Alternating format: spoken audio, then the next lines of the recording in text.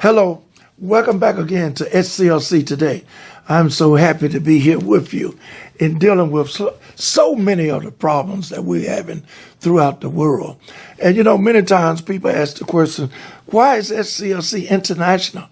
Because we feel that it's a responsibility to be international, to deal with the catalyst of bringing folks together. You know, as I travel the world, I hear people talking about Dr. King and many places that he went throughout the world. You know, you just can't talk about peaceful, harmonious working relationships. And as a leader, as an organization, as God's children, and trying to bring about love, it's all about building up on love, and it's throughout the world. And that's what we try to do. Speaking of the world, you're talking about what's taking place with Russia in the leadership of President Putin.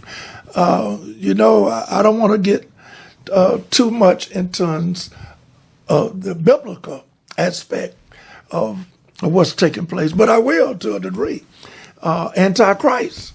I think Mr. Putin, it's just my personal opinion, I think Mr. Putin's goal is not just Ukraine. I think it's to go throughout the world, but ultimately, I think Antichrist movement is to destroy Israel, and I'll leave it with that. Do some reading in your Bible. Just don't trust me. Just go to your Bible, and I'm gonna leave that for a moment. But it has always been prophetically concerned of the human race about the ultimatum of this world. And I'm not going to stay there too long, but I can't get off it. But go to Ezekiel 38 and read Ezekiel 38, chapter 38, and just read it. And then we'll talk about it when you see me or call me. I'm always looking for your calls. It can be critical, constructively criticism, or it can just be an added value to what we're saying. Always looking forward to that.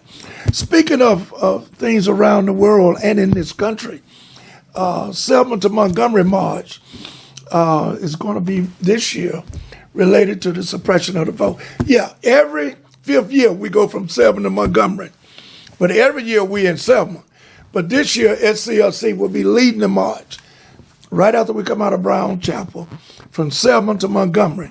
It will be led by SCLC, and every year it is being led and will continuously be led by SCLC, the Southern Christian Leadership Conference.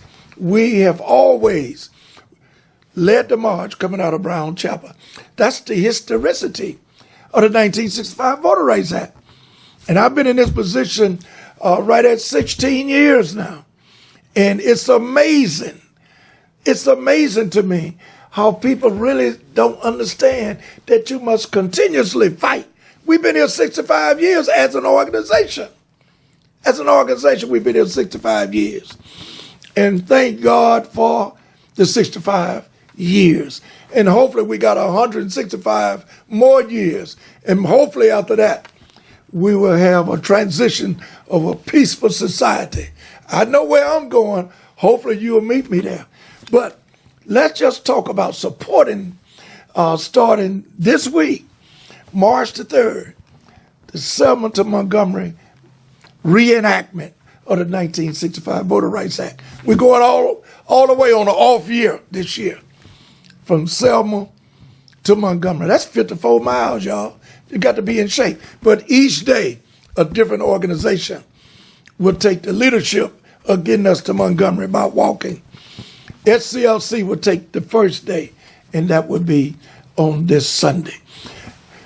Want to say that we have made history in this country with President Biden's appointment, a great selection in terms of Ketanji Brown Jackson being appointed to the U.S. Supreme Court, and hopefully the Senate by a majority vote will also be in coherence and adhere to the right thing to do. The young lady has a great history behind her. I'm thinking, not knowing her, that she would be sensitive toward the disenfranchisement of all people, and particularly people of color who have been disenfranchised from this country in terms of respectability, in terms of economics, and just fair play, balancing the scale to all degrees. And the U.S. Supreme Court is very valuable in terms of the significance of making things right. And we just want to commend President Biden for keeping his word on appointing a black female to this position. And let's be prayerful that she is the right one. Not to say that there's any doubt, but hopefully we can applaud. At this point, in a few years from now, we can continuously give an applaud as well as an encore because of the fine work that she's going to do. Ladies and gentlemen, it's an attack on freedom and liberty throughout the world. And I just can't contemplate on what is taking place with Russia invasion in terms of Ukraine. Many people have not been to Moscow, Russia.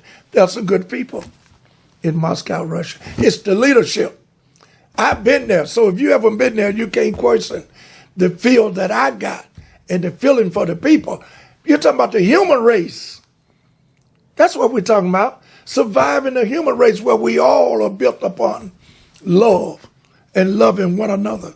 The second commandment. Love thy neighbor as thyself.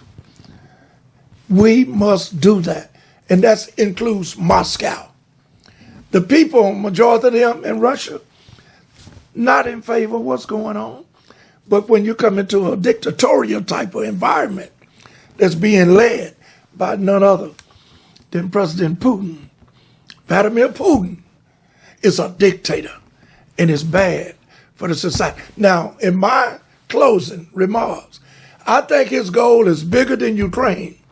I think his goal is to take over the world, just like another situation that took place historically by an individual called Hitler. And I think he's using that playbook.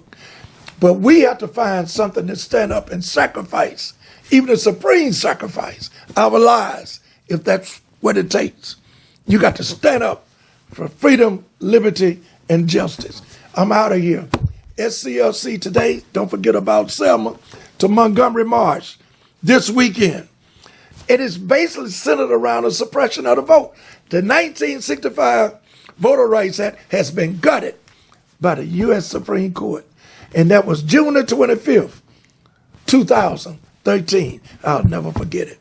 God bless you.